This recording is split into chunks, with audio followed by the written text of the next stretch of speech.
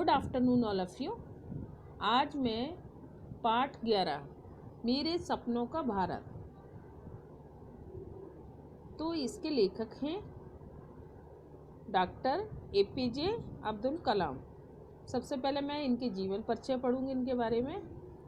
भारत रत्न पूर्व राष्ट्रपति डॉक्टर अब्दुल पाकिर जैनुल आबदीन अब्दुल कलाम का जन्म सन 1931 ईस्वी में तमिलनाडु के रामेश्वरम जिले के धनुषकोटी नगर में हुआ। डॉक्टर कलाम का जीवन सादगी की अनूठी मिसाल है। कलाम की प्रारंभिक शिक्षा रामेश्वर में हुई। इसके बाद तिरुचिरापल्ली चले गए, जहां सेंट जोसेफ कॉलेज में से उच्च शिक्षा प्राप्त की। डॉक्टर कलाम की ईश्वर में पूर्ण आस्था है। आप जिस प्रकार कुरान का पाठ करते हैं, उसी प्रकार गीता के दर्शन में भी आपकी आस्था है। डॉक्टर कलाम का कहना है कि जब मैं विज्ञान विषय से संबंधित अनेक सूक्ष्म कणों से मिलकर बने कणों का अध्ययन करता हूँ, तो उससे प्रभु की सत्ता में मेरा विश्वास और दृढ़ हो जाता है। आपकी परिकल्पना है कि सन 2020 ईस्वी तक भारत विकसित राष्ट्र बने। इस कल्पना को साकार करने के लिए आपने विज्ञान के क्षेत्र में गहन अनुसंधान किए तथा देश को उपग्रह प्रणाली में आत्मनिर्भर बनाया। सर्वप्रथम मिसाइल कार्यक्रम को भारत में एक पहचान दी। इसी कारण आपको मिसाइल मैन भी कहा जाता है।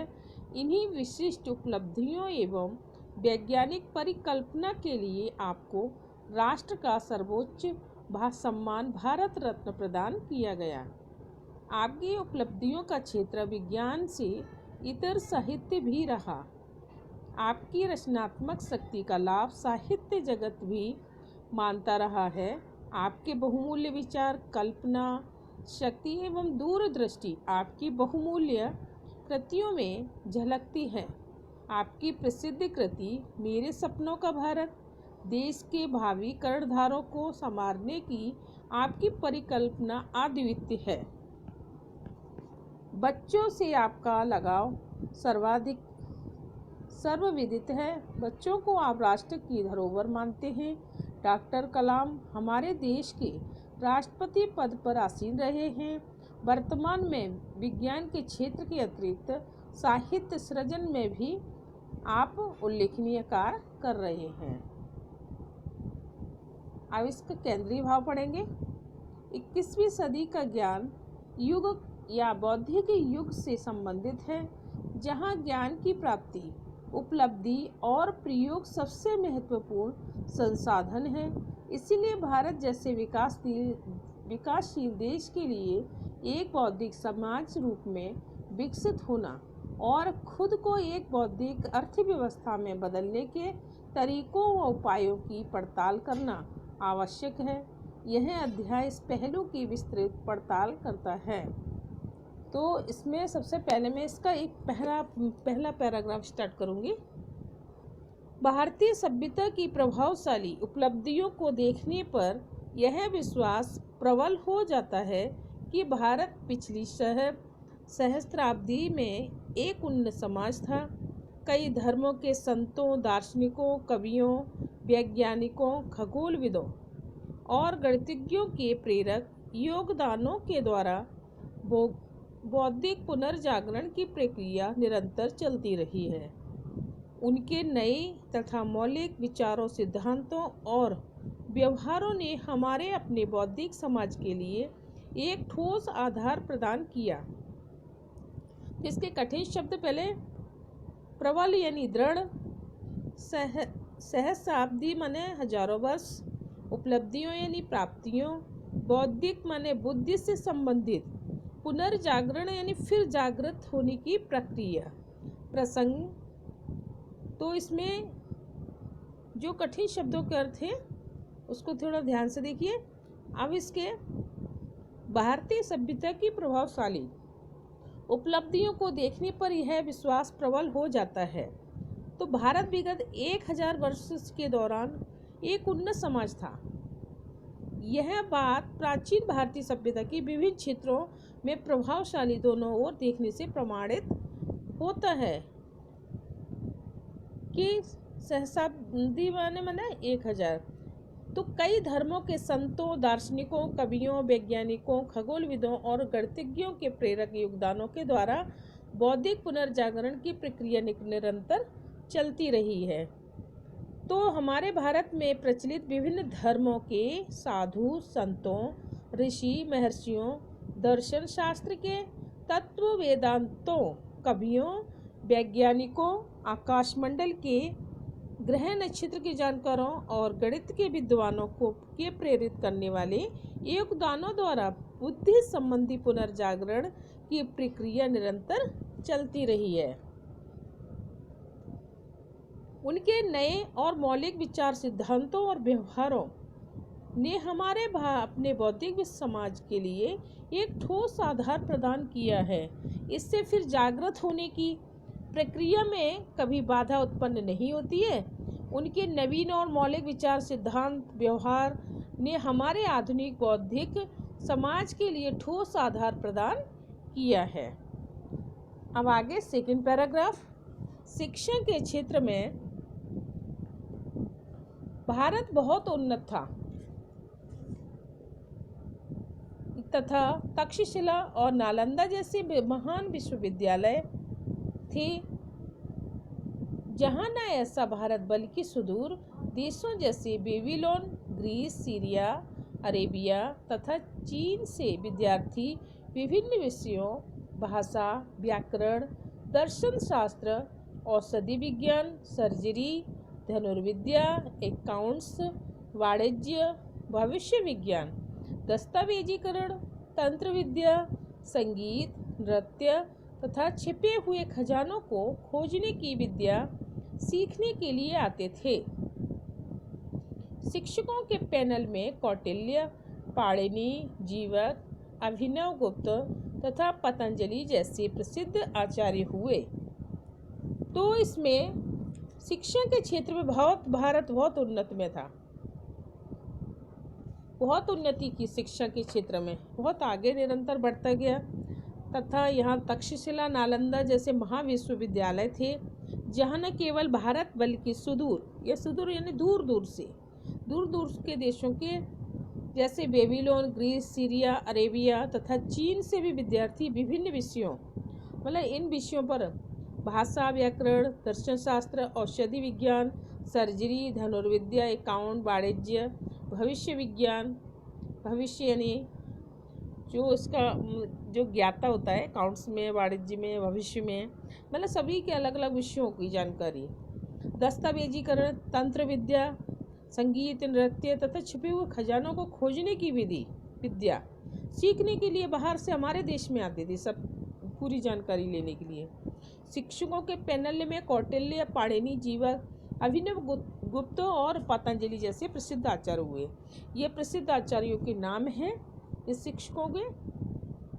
अब इसमें अगला पैराग्राफ।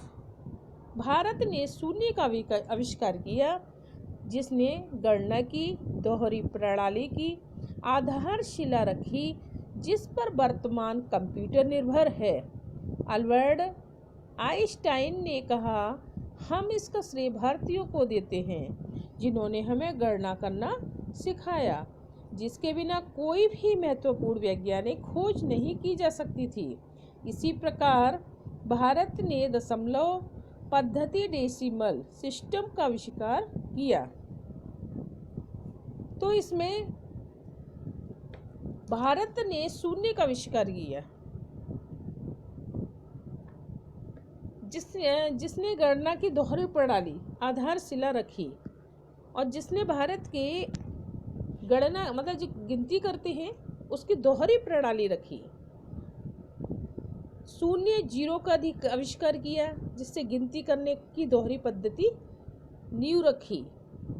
आधारशिला का अर्थ होता है नींव रखी। गणना की दोहरी पद्धति पर वर्तमान कंप्यूटर आश्रित है, जो इसको गणना करने में सबसे आगे है।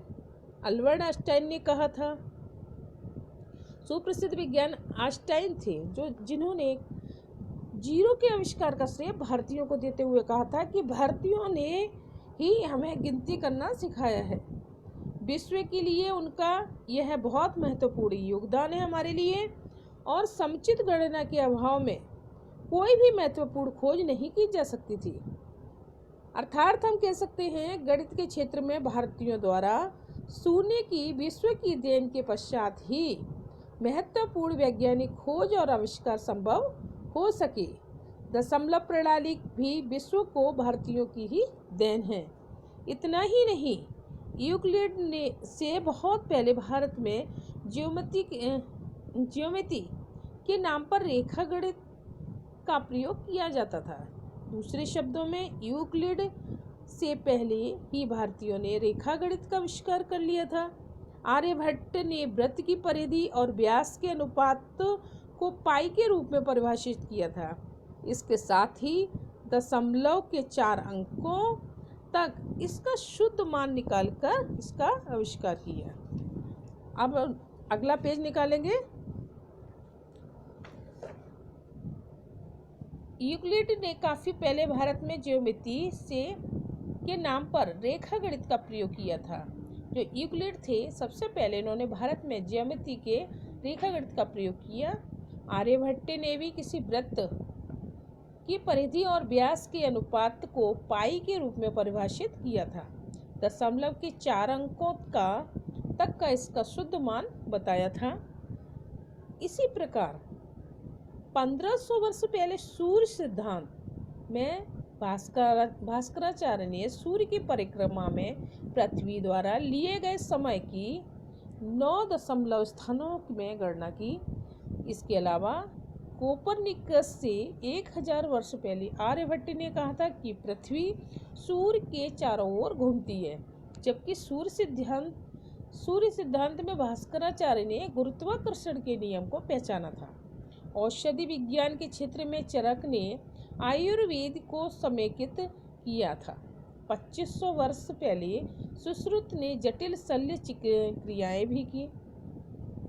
हमें अपनी वैज्ञानिक उपलब्धियों पर गर्व होना चाहिए, लेकिन यह हमारी सारी जानकारी भारत के बाहर शेष विश्व को ज्ञात नहीं है, क्योंकि इन पर आगे शोध नहीं हुआ, इनका प्रसार नहीं हुआ। तो इसी प्रकार 1500 वर्ष पहले सूर्य सिद्धांत में भास्कराचार्य, सूर्य सिद्धांत किसका सिद्धांत है? भास्कराचार्य का। तो सूर्य की परिक्रमा में पृथ्वी द्वारा लिए गए समय की 9 दशमलव स्थानों में गणना की गई। इसके अलावा उन्होंने कोपरनिकस ने 1000 वर्ष पहले आर्यभट्ट ने कहा था कि पृथ्वी सूर्य के चारों ओर घूमती है, उन्होंने 1000 वर्ष पहले ही बता दिया था। जबकि सूर्य सिद्धांत भास्कराचार्य ने गुरुत्वाकर्षण के नियम को पहचाना था। और औषधि विज्ञान के क्षेत्र में चरक का सबसे पहले नाम है, उन्होंने कार्य किया, आयुर्वेद में समेकित किया। 2500 वर्ष पहले सुश्रुत ने जटिल शल्य क्रियाएं की थी, जो ऑपरेशन आजकल होते हैं मशीनों से, तो वो उन्होंने सोचो पहले 2500 साल पहले किया था। ये हमें अपनी वैज्ञानिक उपलब्धियों पर गर्व होना चाहिए।